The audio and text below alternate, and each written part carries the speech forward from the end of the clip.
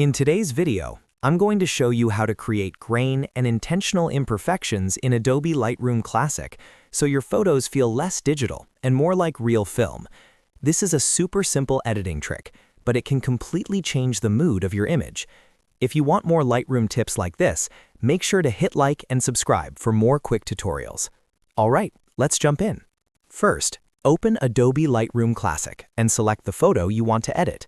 The goal here is to add a little character, a little texture, and that imperfect film-style feel that makes an image look more organic. We're going to do that in 3 easy steps. Step 1 is adding grain. On the right-hand side, go to the Effects panel and find the Grain section. This is your main tool for creating that classic film look. The Amount slider controls how visible the grain is, so if you move it higher, the image will look more textured and gritty. If you keep it lower, the effect stays subtle. The Size slider changes whether the grain looks fine and tight or larger and more obvious. Smaller grain usually feels cleaner, while bigger grain gives a stronger vintage feel. Then you have Roughness, which changes how random and natural the grain appears. A higher roughness setting makes the grain feel less uniform and more like real film. A really good starting point is a small amount with a bit more roughness, because that combination can give you a beautiful, imperfect look without making the image feel overdone. Step 2 is reducing clarity.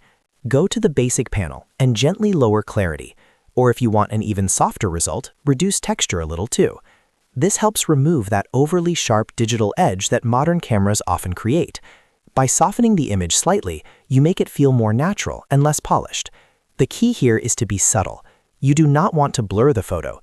You just want to take off that crisp digital finish, so the grain has a better foundation to sit on. Step 3 is adding fade with the tone curve. Open the tone curve panel and lift the black point slightly upward. This creates a faded, matte style that looks a lot like older film stock. Instead of having deep, crushed blacks, your shadows become softer and a little washed out. That small adjustment can make a huge difference in the final mood of the photo.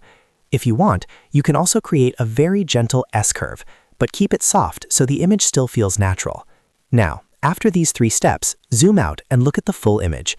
Ask yourself whether the grain feels intentional and whether the soft imperfections add to the photo instead of distracting from it. The best edits are the ones you barely notice at first, but that make the image feel more emotional and more cinematic when you do see them.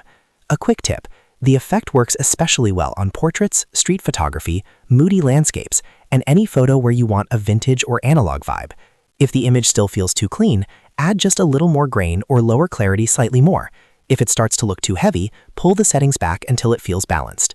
So to recap, the formula is simple. Add grain in the Effects panel, reduce clarity or texture for softness, and lift the blacks in the tone curve for that faded film look.